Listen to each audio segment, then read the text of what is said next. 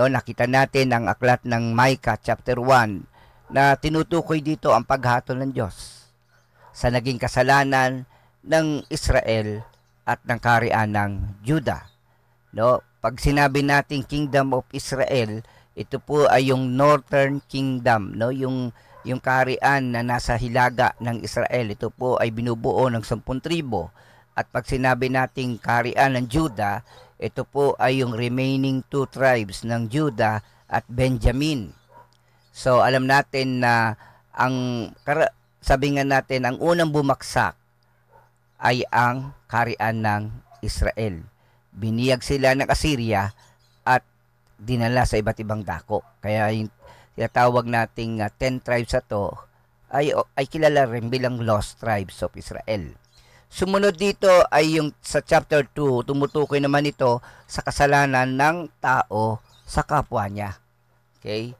Yung panlilinlang, no, yung pagtatraidor, lahat ng 'yan. No? So, 'yan ang tinalakay dito. And then on the third, now, the divine judgment. Walang kasalanan na hindi parurusahan. At anumang bagay na may kinalaman sa kawalan ng katarungan o social injustices, nakikita ng Diyos yun. At ang Diyos ay hahatol at magpaparusa sa mga gumagawa nito.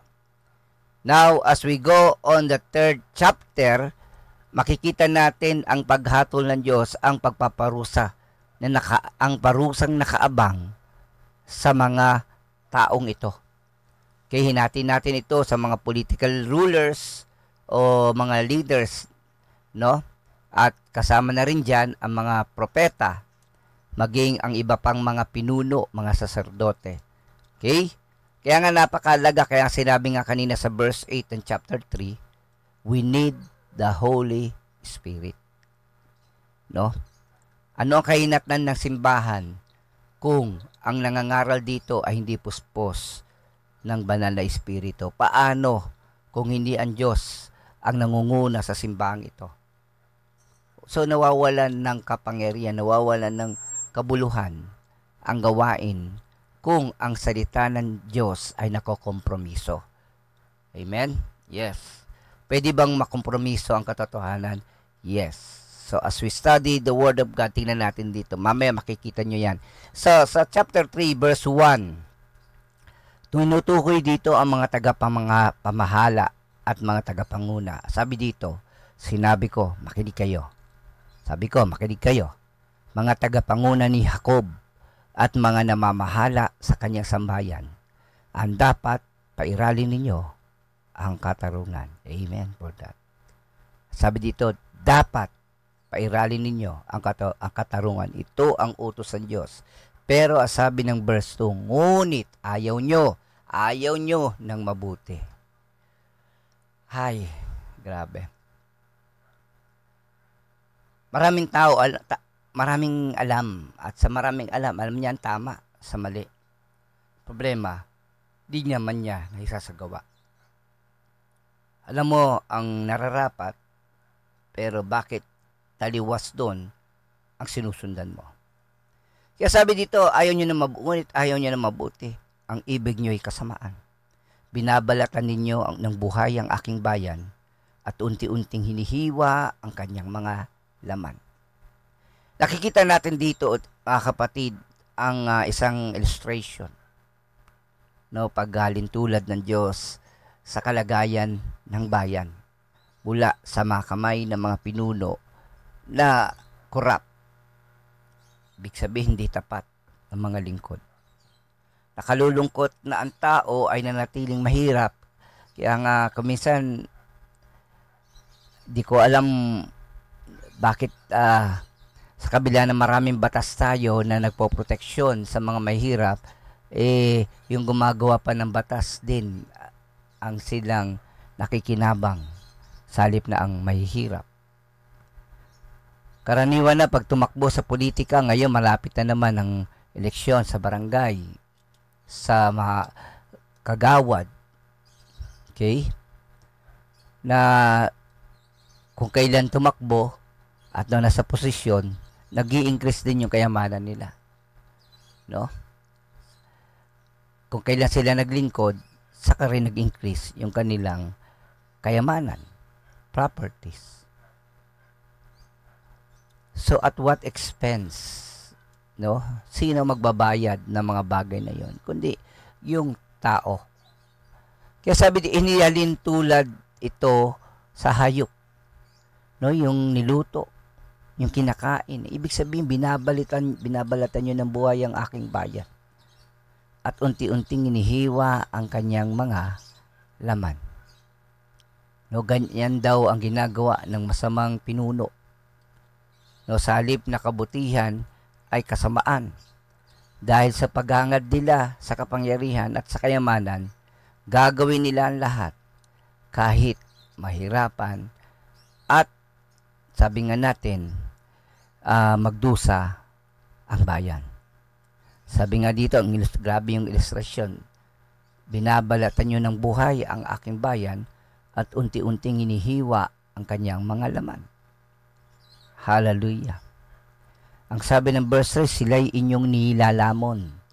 Binabakbak ang kanilang balat. Binabali ang mga buto. At tinatadtad na animo, karneng nasa kaldero. Kaya kasama lagi sa panalangin natin ang mga hari, ang mga pinuno, upang hindi sila matukso ng kasalanan. Minsan maraming tukso na lumalapit sa kanila. Pinangangakuan sila ng maraming bagay. Pero ang kapalit nito ay ang kabutihan at kapakanan ng bayan. Kaya sabi dito sa verse 4, darating ang araw na kayo'y daraing sa akin. Ngunit hindi ko kayo tutugunin dahil sa inyong mga kasamaang ginawa. Wow, grabe to. Na ibig sabihin, pag nanalangin kayo sa akin, hindi ko kayo tutugunin. Kaya matakot ang mga leaders, pinuno, na walang pitagan sa ating Diyos. Hallelujah. Kaya nga mga kapatid, lagi nyo ipanalangin ang ating local government unit, Pasay, Makati, Metro Manila, lahat. Sa Masbate ka man, yung Milagros, Bonbon, maging ang sa tinatawag nating Leyte, ang Barangay Sotero, ang bayan ng Javier, ang bayan ng Abuyog at Barangay Bito. No? Dalangin natin na ang mga bayang ito ay malaya sa mga masamang impluwensya ng pinagbabawal na gamot. Dalangin natin na ang mga bayang ito ay pagharian ng Diyos at lumaganap ang banal na pagkatakot sa mga lugar na iyon. Pero sabi nga natin, paano nila malalaman kung walang mangangaral at kung walang susuguin, paano nila makikilala si Kristo? Hallelujah. Kaya sa to, sabi dito sa Micah 3:4, darating ang araw na kayo daraing sa akin, hindi ko kayo tutugunin. Kaya sabi, di ba sabi natin, one of the hindrance sa pananalangin, ang mga adlang sa pananalangin, ang dahilan kaya hindi sinasagot ang ating panalangin ay dahil sa kasalanan. Kaya sabi ng Isaiah chapter 1 verse 15, when you lift up your hands, I will turn my eyes away from you. Though you pray at length, I will not listen. Your hands are stained with crime. Na kapag kahit itaas nyo pa ang inyong mga kamay, sabi ng Panginoon, ilalayo niya ang kanyang pansin sa inyo. Kahit pa gaano kahaba ang inyong panalangin, hindi siya makikinig. Bakit? Sapagkat ang inyong mga kamay ay puno ng karumihan. Hallelujah. Sabi nga ng John chapter 9 verse 31, this is very important. We know that God does not listen to sinners. Maliwanag ba? God does not listen to sinners. Hindi nakikinig ang Diyos sa mga makasalanan. He does listen to people who respect Him and do what He wants them to do. Ang pinakikinggan niya ay ang mga matuwid. Ang pinakikinggan niya ay ang mga may gumagalang at nirerespeto siya. Pinakikinggan niya yung mga sumusunod sa Kanya. Maliwanag po ito, di ba? Hallelujah. Kaya always pray. Sabi nga, pray. Ano ba yung pray? Push mo yan. Push. Ano ibig sabihin? Pray until something happen. Panalangin mo araw-araw, mayor mo, vice mayor mo, governor mo, vice governor, ang mga konseho, ang mga kagawad, ang mga konsehal, ang mga board members, mga kapatid. Panalangin nyo sila. Sapagkat pag pinanalangin nyo sila, mapapabuti ang inyong bayan. At pag napabuti ang inyong bayan, pati kayo damay. Pero kung pababayaan natin silang mahulog sa kasalanan, damay din tayo. If you remember kahapon, kung naalala nyo kahapon, no? Isusuka tayo ng lupain dahil sa kasalanan. No?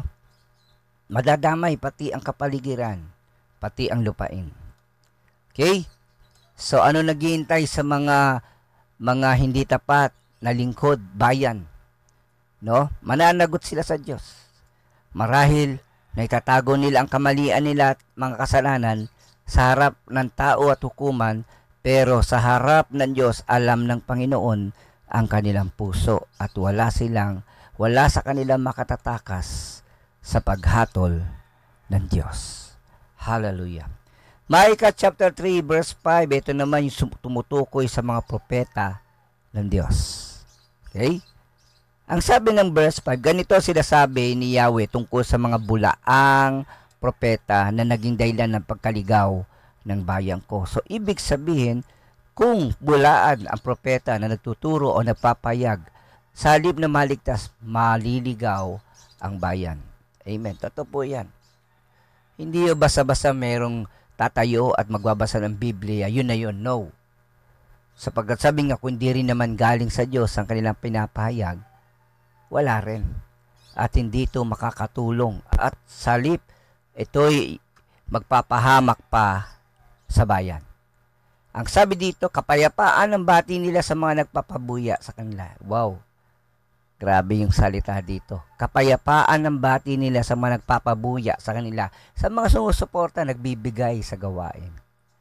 No? Kapag malakas magbigay, malaki magbigay, no? May mga propeta na naiimpluwensyahan yung mensahe nila ng mga pabuya o binibigay sa kanilang kayamanan. Ngunit, inuusig yung ayaw magbigay upang sila'y makapagpasasa. Sa halip, ang masasakit na salita ay para naman sa mga ayaw, no? Yung di nagbibigay. Dahil doon, wala silang pakinabang. Okay? So, maganda ang kanya sinasabi sa mga nagbibigay at samantalang sa mga hindi, inuusig niya sila. At, ang sabi dito, maiba rin ang mensahe nila sa mga taong ito. Pero ang kanilang gusto ay yung kayamanan, yung pera. Yes, kakalungkot. Totoo po yan. Kaya minsan, nang pumunta ako sa Pasay City West, sabi ng mga teacher doon, di ba mga pasto mayaman? Naku po, patawarin tayo. Pero totoo rin naman na may mayayaman. Pero hindi lahat masama. Hindi lahat galing sa nakaw. Ngayon, mapalad na rin tayo sapagkat hindi tayo mayaman. Dahil kung hindi tayo mayaman, baka hindi ako dito sa Pasay. Baka sa nasa mayamang lugar ako. Yes. Kaya mabuti na lang, pare-pareho tayong mahirap, pero mayaman sa harap ng Panginoon. Amen? Lagay nyo dyan, mahirap sa mundo, pero mayaman sa kaharian ng Diyos. Ilagay nyo dyan sa inyong comment section kung ako ay naririnig nyo. Mahirap tayo sa mundong ito. No? Pero mayaman tayo sa kaharian ng Diyos. Hallelujah. Sapagkat lahat ng kabutihan, pagsunod, pagpapasakop na ginagawa mo, kapatid, nakalaan yan doon sa langit ang gantimpala. Nakadeposito yan sa bangko ng kaharian ng Diyos. Na pagdating mo doon, iyong ma-i-withdraw ang bunga ng kabutihan, ang bunga ng pagsunod at pagpapasakop mo sa Diyos na buhay. Amen? Amen? Kaya nga, matakot kayo, mga lingkod ng Diyos. Kung ganito kayo, pareho kayo ng mga nasa talatang 5 ng chapter 3, alam ng Diyos ang totoo. Kanya ang salita, kaya alam niya kung binobola natin ang tao. Kapatid, nawa sa lahat ng oras, hindi tayo maimpluwensyahan ng kaloob ng mga offerings na binibigay. Verse 6, sasapit ang gabi, hindi kayo magkakaroon ng pangitain.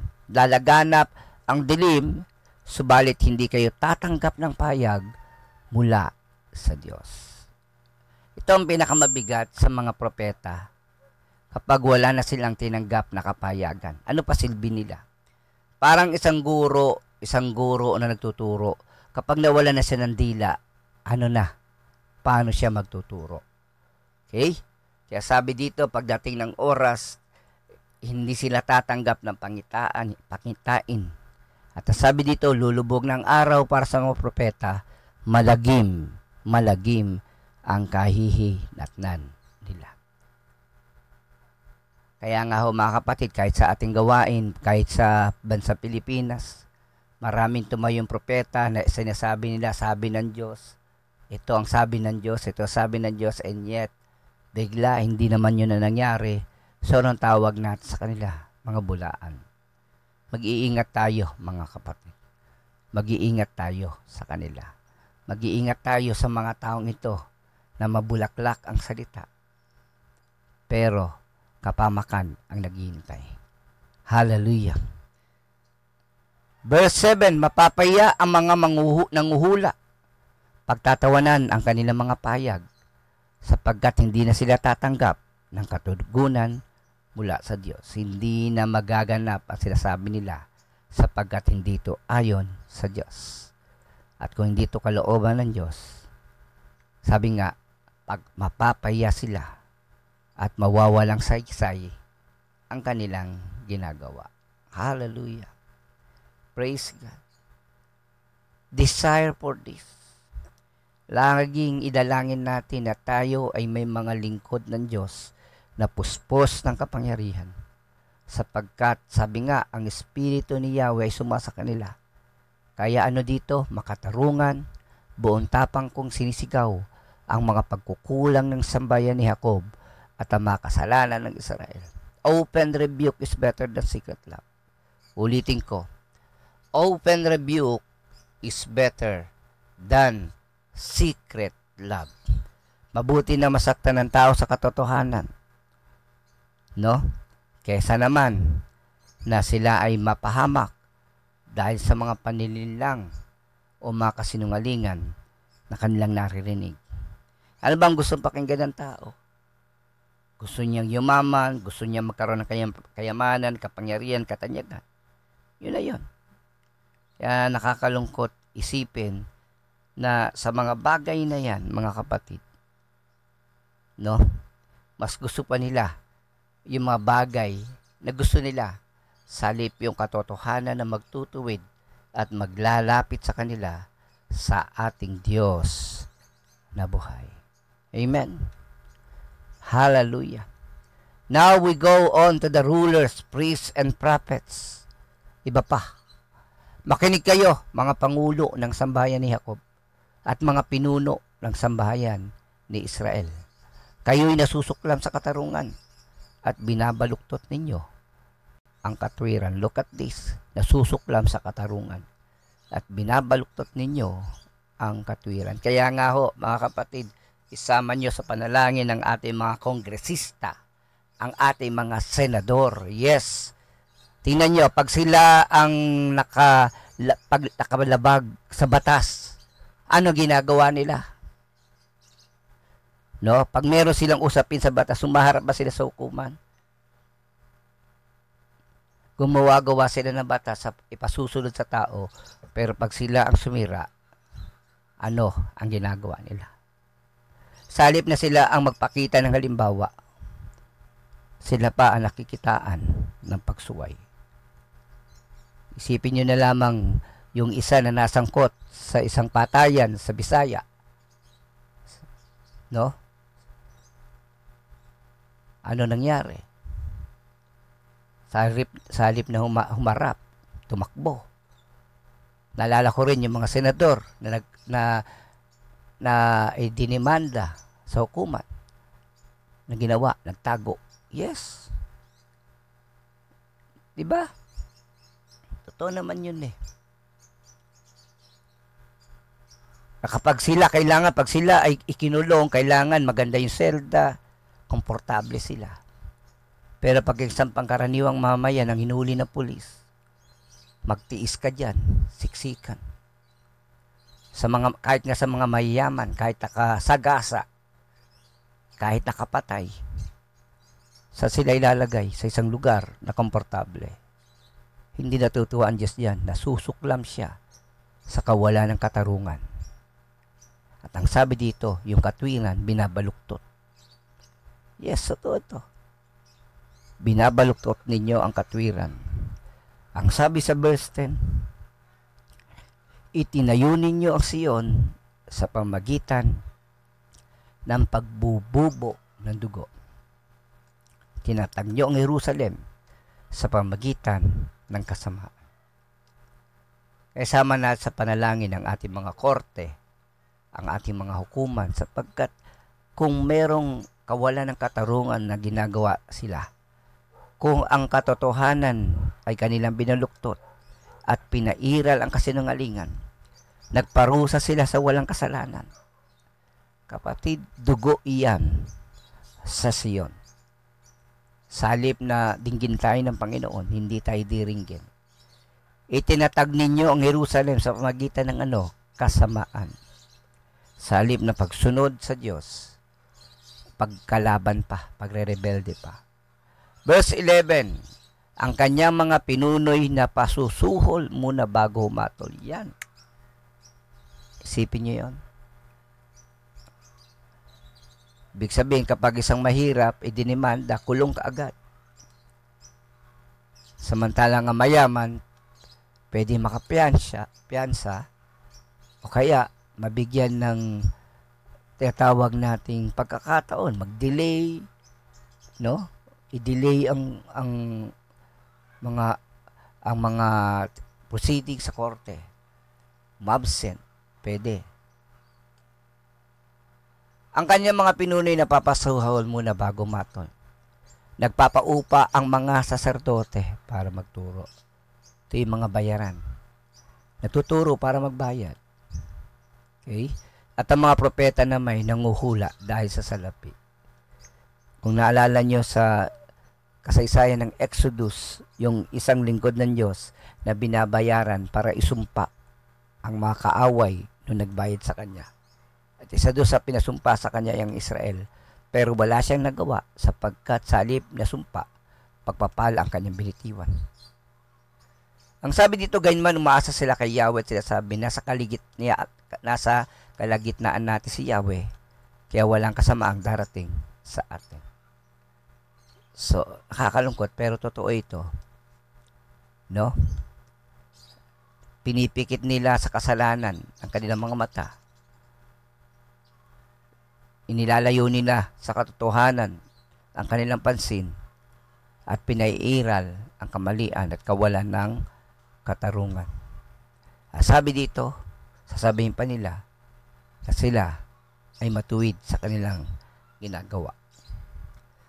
Kaya ano ang sabi dito sa verse 12? Dahil sa inyo, ito na ang hatol. Kaya dahilan sa inyo, ang Sion ay aararuhin gaya ng isang bukid. Pag sinabi nating Sion, ang banal na bundok, na kung saan nandun ang templo, magiging bunton ng batong guho ang Jerusalem. Ang bayan kung nasaan doon ang templo, at magiging gubat ang bundok na kinatatayuan ng templo. Mababalot na sukal at kakahiyan. Kaya alam natin na ang aklat ng Micah ay nagpahayag ng paghatol at pagpaparusa sa bayan ng Israel at Juda. At alam natin, naganap ang lahat ng ito ayon sa salita ng Diyos. Nalupig ang kaharian ng Israel at sabi nga, binihag ang kaharian ng Juda. Yes, hallelujah. Yeah, it is very important to pray for our leaders. Pray for our pastors. Pray for all those people who preach the Word of God, who teach, at maging ang mga leader ng bayan. Sapagkat kapag hindi nila ginampanan na may katapatan ang kanilang paglilingkod, sa halip na kaayusan, kaguluhan, sa halip na kaligtasan, kapamakan. Hallelujah. Sabi nga dito sa James 2:13, for judgment without mercy will be shown to anyone who has not been merciful. Ang paghatol na walang habag ay ibibigay sa mga tao na hindi nahabag. Mercy triumphs over judgment. Sa pagitan ng habag at sa pagitan ng paghatol, sabi nga natin, yung habag. For judgment is without mercy to the one who has shown no mercy. Sa mga walang habag, sa mga walang takot na nakawan, abusuhin ang bayan, sa mga tao na ginagamit nila ang kanilang kapangyarihan para sa sarili nila, sa kayamanan, sabi dito, hindi yan tatanggap ng habag.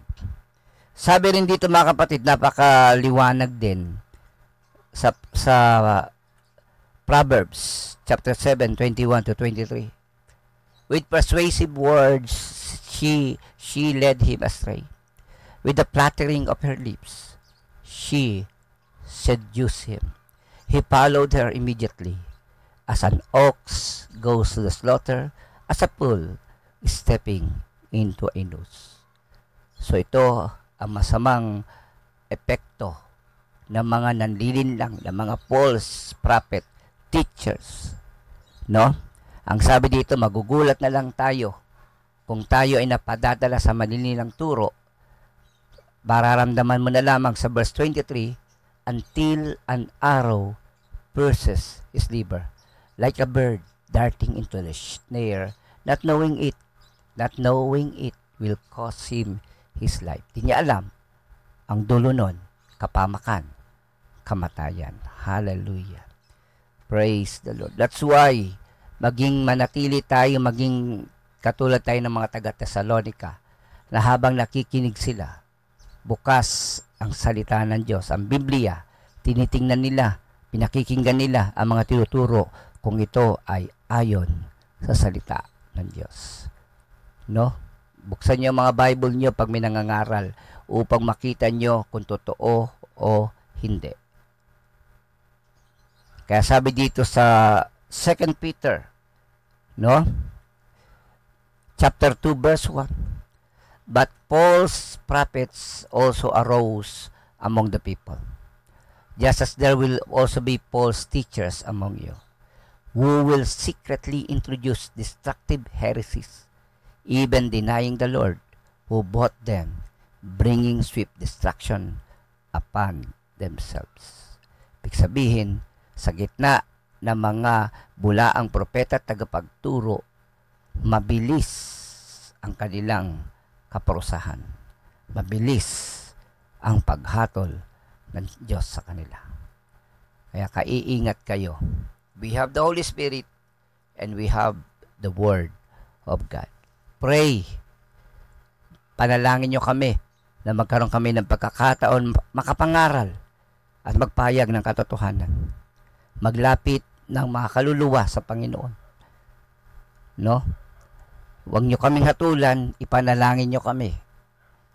No? Nabantayan kami ng banal na espiritu at gabayan kami at pangunahan kami upang tayong lahat ay hindi mapahamak. As we pray for you, pray for us also. And let's pray na maging tapat tayo, no? Sana maintindihan nyo, hindi lang po pastor ang naglilingkod sa loob ng templo. At kayong mga tagasunod ay hindi lamang dapat manatiling tagapakinig, kundi dapat isagawa nyo ang lahat ng inyong natutunan. But, pareho tayo makikinabang pareho tayong pagpapalain ng Diyos na buhay. Amen? Praise God. Magandang umaga mga kapatid. Mag-iingat tayo. Marami nang kumakalat ng mga maling katuruan. Ito po yung mga katuruan na gustong pakinggan ng tao. Yun ang masakit sa kasinungalingan eh. Masarap pakinggan. No? Mas masarap daw ang kasinungalingan kesa saan? Sa katotohanan. Kasi ang gusto mo sa kasinungalingan, kung ano yung gusto mo marinig, yun ang pinakikinggan mo. Pero yung katotohanan, ayaw mo na ikaw ay maikorek, maituwid, mapahiya. No? Di bali na mapahiya, basta magpakumbaba. No? Sabi nga ng banal na kasulatan, no? Ang sabi po doon, lahat na nagmamataas, ibababa ng Diyos. At ang lahat na nagpapakumbaba ay itataas ng Diyos sa tamang panahon. Amen po ba? Maliwanag yan. Ang sino man nagmamataas, nagmamalaki, nagyayabang, ay ibababa ng Diyos. At ang sino mang nagpapakumbaba, ay itataas ng Diyos sa buhay. Magandang umaga. Sa Diyos lamang ang papuri. Maging tagasagawa ka ng kautusan na narinig mo at hindi lamang tagapakinig. Sa Diyos lamang ang papuri. Pagpalain tayo ng ating Diyos na buhay. Magandang umaga po.